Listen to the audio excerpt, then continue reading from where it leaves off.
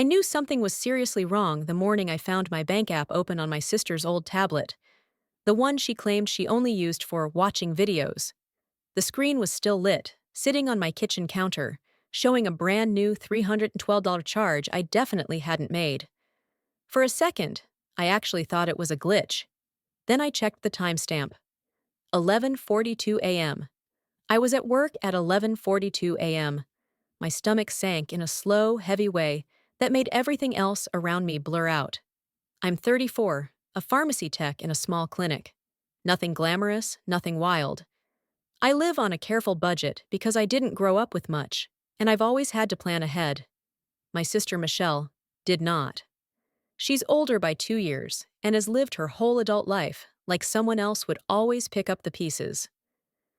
Her divorce last year was the latest disaster in a long line of disasters she claimed were never her fault. When she showed up crying at my door, clutching 2 suitcases, and saying she needed just a few weeks to figure things out, I couldn't say no. We may not have always been close, but she was my sister. And in our family, you don't turn someone away when they're standing on your porch with nowhere to go. At first, it even felt good to help. She was quiet, kept mostly to herself, and spent a lot of time processing the breakup, as she put it. I didn't push. I let her sleep in, gave her space, stocked the fridge with things she liked, and told her she didn't need to contribute until she got back on her feet. I honestly thought I was doing the right thing, but little warning signs started showing up almost immediately. My laundry detergent disappeared twice as fast. Snacks I bought for work lunches were gone by the next morning. She started receiving Amazon packages addressed to me, insisting she'd explain later, and that they were totally necessary. She never explained, and she definitely never paid me back. Then came the messes. She'd leave bowls half full of cereal on the counter until they dried into cement. She'd use my towels and drop them on the bathroom floor. Her shoes multiplied by the door like I was running a shelter. Yet whenever I mentioned any of it, she'd give this exhausted sigh, like housekeeping was beneath her current emotional suffering. One day I came home early and caught her in my room, going through my drawers. She said she was just borrowing a hoodie, but she was holding my wallet. She laughed it off like it was nothing. I tried to swallow the uneasy feeling, telling myself I was imagining things because I was stressed from work. But then my grocery bills started shooting up, even though I wasn't buying anything different. Deliveries from places I never ordered from showed up at my door. One day I walked into the kitchen and saw Michelle eating takeout sushi, the expensive kind, while I was mentally calculating whether I could afford gas until payday. "Oh, don't worry," she said, waving her chopsticks. "I put it on your card, but I'll pay you back. Promise." She said, "Promise," like it meant something. The situation kept tightening around me without me noticing. She slept till noon, but somehow managed to use my card before I even woke up. She'd roll her eyes if I asked simple questions like, "Did you order something?" Or, "Did you move my bank card?" She acted inconvenienced by my concern. Then came that morning with the tablet. I hadn't touched it. I don't even know her password. But the banking app was open, showing my account, being used by someone who clearly wasn't me. I picked up the tablet and walked straight to her room. She was still asleep, snoring like she had no responsibilities.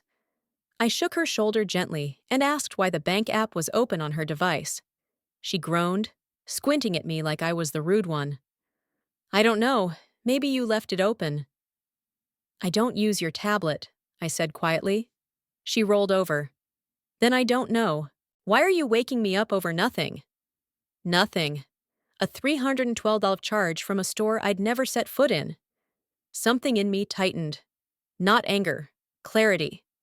A cold, steady clarity that felt like someone flipped a switch in a dark room. I walked out without another word. I sat in the kitchen staring at the tablet for a long time, letting the pieces of the past months finally click together. The disappearing items, the packages, the food I didn't eat, the charges I didn't make, the attitude every time I asked about anything. This wasn't forgetfulness.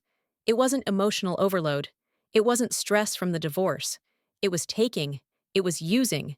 And it was intentional. For the first time since she moved in, I stopped telling myself comforting stories. Michelle wasn't struggling. She was draining me, quietly, comfortably, and without a trace of guilt. And that nearly invisible moment, sitting in my own kitchen, feeling like a stranger in my own life, was when I knew this wasn't going to fix itself. And if I didn't do something soon, she would bleed me dry. The next month felt like watching my own life fall apart one small cut at a time. Nothing dramatic, nothing explosive, just slow, steady erosion of my money, my peace, and my sense of control over my own home. It started with the charges. Not huge ones at first. $48 for delivery, $63 for some salon product, $79 at a clothing store I'd never been to. All little things, as Michelle liked to call them. Every time I asked, she had a new excuse ready. You know I'm struggling. You're being really intense. It's not that serious. My bank locked my card again. Can you chill? Every excuse put a thin wall between us, and every wall made it harder for me to recognize the person I was living with. Then came the disrespect. She'd take long, steamy showers that fogged the entire apartment, leaving the bathroom dripping and impossible to use for half an hour afterward. She ate the last of whatever I bought, every single time, and shrugged like it was normal. She used my makeup, my shampoo, my clothes. She even started introducing the apartment to her friends as our place, which made something inside me twist in a way I couldn't ignore. But the emotional part, the part that really broke me, was the way she reacted whenever I tried to bring anything up. If I asked about a missing item, she sighed dramatically and acted offended. If I asked about a charge I didn't make, she accused me of overreacting or being paranoid. If I even hinted she might owe me for groceries, she'd turn it around. Wow, so you're just doing all this to hold it over my head? It was like trying to reason with fog. Every boundary I tried to set just dissolved. The breaking point came on a Thursday evening, one of those long, draining days when the clinic was short-staffed and every patient thought their refill was an emergency. I came home exhausted, hoping for some quiet, maybe a frozen dinner in bed. Instead, I walked into a disaster. The kitchen looked like a storm had gone through it. Dirty pans piled high, sticky countertops, open boxes, wrappers everywhere. The apartment reeked of cheap wine. 2 empty bottles sat on the counter, and on top of them was my bank statement, printed out and left there like a dead body. Half of my paycheck was gone. Not a few charges. Not just a temporary borrow. Gone. My heart thudded so hard, it felt like it was echoing in the room. Michelle walked out of the bedroom, wearing one of my shirts and holding her phone, completely unfazed. "Oh, that," she said casually, nodding toward the statement. "I needed to pay a friend back. You'll survive." No apology, not even embarrassment, just entitlement, pure and simple. I stared at her, unable to speak for a moment. "So you used my paycheck?" I finally managed to say. She rolled her eyes so dramatically you'd think I was scolding a teenager for staying out too late. "Can you not make this a whole thing? I told you I'll pay you back when I'm stable." Then she added with a laugh, "You're acting like you're broke or something." That sentence, something about it snapped something quiet and deep in me. Not rage, not sadness, not desperation. It was clarity. Cold, solid clarity that cut clean through months of confusion. In that moment, I realized she didn't think she was taking advantage of me. She thought she was entitled to me, my space, my money, my stability, my effort, my silence. She expected all of it. I walked to my room, closed the door, sat on the bed, and felt everything inside me settle into place. Not loudly, not emotionally, just certainty. I wasn't crazy. I wasn't overreacting. I wasn't being too sensitive. I was being drained by someone who had no intention of stopping. And that night, lying in the dark, staring at the ceiling, I made a decision so quietly that even I didn't hear it at first. I was done. Not angry, not dramatic, just done. She wasn't going to take one more dollar, one more hour of peace, or one more piece of my life. And if she wouldn't leave on her own, then I would make sure she had no choice. Once I made up my mind, everything shifted. Not in a loud, cinematic way. More like the air in the room changed. I stopped arguing with her. I stopped asking questions. I stopped reacting altogether. Michelle thought she'd finally won because I wasn't nagging her anymore. But really, I was collecting everything I needed. The first step was evidence. I went through my bank statements line by line, marking every charge made while I was physically at work. I checked the timestamps, screenshotted everything, matched transactions with her delivery confirmations, took photos of the packages she ordered with my name on them, saved every text where she admitted to borrowing my card. I even saved the printed bank statement she'd tossed on the counter, her little trophy of carelessness. Next was the bank. I took the afternoon off work and went in person. I laid everything out to the fraud specialist, not emotionally, not dramatically, just facts. Unauthorized charges, suspicious device access, financial harm. She listened carefully, took notes, and said, "We'll open a fraud case today. Most of these charges look reversible." For the first time in months, the tension in my chest eased. Then came the lease. Michelle wasn't on it. She had no legal standing in my apartment. She wasn't a tenant. She was a long-term guest who had worn out her welcome. I called my landlord and explained everything: the unauthorized spending, the way she refused to leave, the financial damage. He didn't hesitate. "If she's not on the lease," he said, "we can remove her. I'll come with the formal notice. You just tell me when." We scheduled a time for the upcoming weekend. I didn't tell Michelle a word. For the next few days, I pretended everything was normal.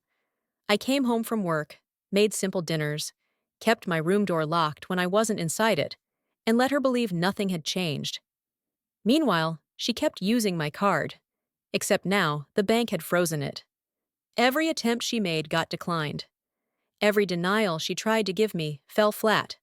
She stomped around the apartment, complaining loudly about my stupid bank and my poor planning, never once realizing her free ride was already over. Saturday night was the night everything shifted. She went out drinking with friends, dressed in my shirt again, one I hadn't seen in weeks. She slammed the door behind her, laughing as she left. The moment her footsteps disappeared down the hall, I started packing. Not my things, hers. 3 bags? That was all she had. 3 bags for a person who had drained nearly every corner of my life. I placed them neatly near the door. Her shoes, her hair products, her clothes, her tablet, the same one she used to access my bank app. I didn't feel guilty. I felt clear. When she came home around midnight, she was tipsy and loud until she saw the bags. Her smile disappeared. "What is this?" she demanded. "You're moving out," I said quietly. "Tonight." She blinked, stunned. Then the performance began. First denial. "Are you serious right now?" Then defensiveness. "You can't just throw me out." Then guilt. "I'm your sister. You owe me better than this." Then anger. "You're unbelievable after everything I've been through." I didn't argue. I didn't defend myself. I didn't list reasons or proof or feelings. I just said, "You need to leave." Right on cue, there was a knock at the door. Michelle froze. The landlord stood there, calm and collected, holding the paperwork. "Michelle," he said, "you are no longer permitted to stay on the property. You must vacate immediately." Her face went pale. Not because of the landlord, but because it finally sank in that I wasn't bluffing. She tried one last swing, crying, begging, saying she'd do better. But I'd heard every version of that promise, and none of them were real. I opened the door wider. She stepped out, shaking with anger and humiliation. The hallway swallowed her voice as she dragged her bags away. The next morning, I called the bank to finalize the fraud report. Every charge was reversed. They notified her she would be responsible for the debt as the identified user. I didn't reach out. I didn't explain. I didn't soften the blow. She wasn't my responsibility anymore, and the life she'd built by feeding off me was finally collapsing. She had built her comfort on my back. Removing myself wasn't revenge. It was justice. The silence after she left was the first real peace I'd felt in months. Not the fragile kind that breaks when someone slams a door. The steady kind, the kind where you can finally breathe without feeling watched, used, or on edge in your own home. Michelle texted me nonstop for the first 2 days. Long paragraphs, walls of guilt, accusations, demands, threats. Even a few "you'll regret this" messages. I didn't respond. Not once. Not even to tell her to stop.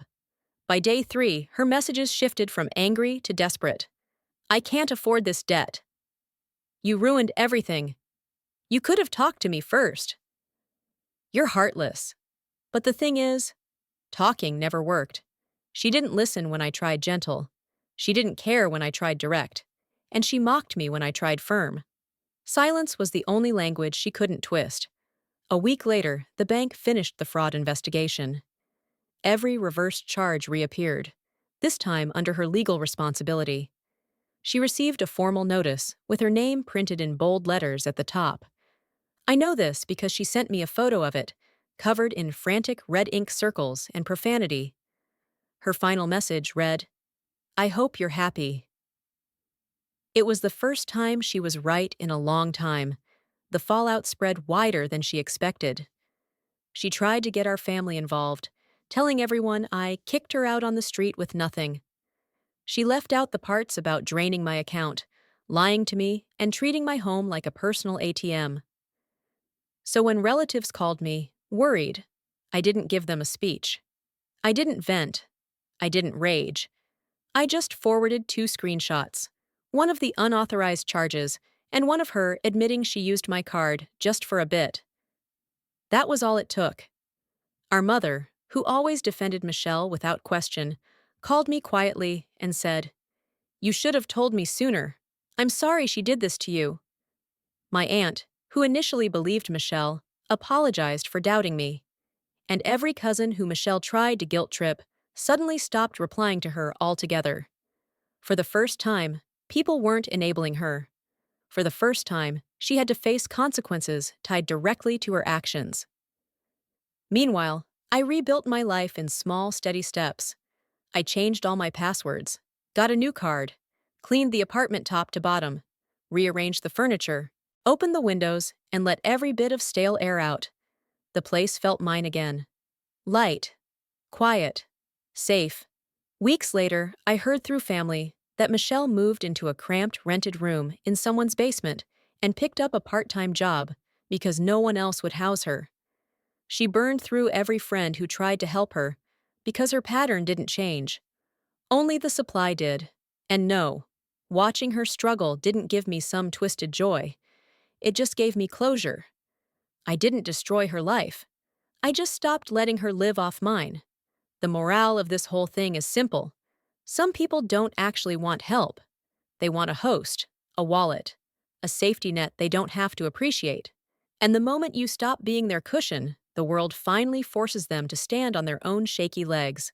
For the first time in a long time, I'm standing on mine too.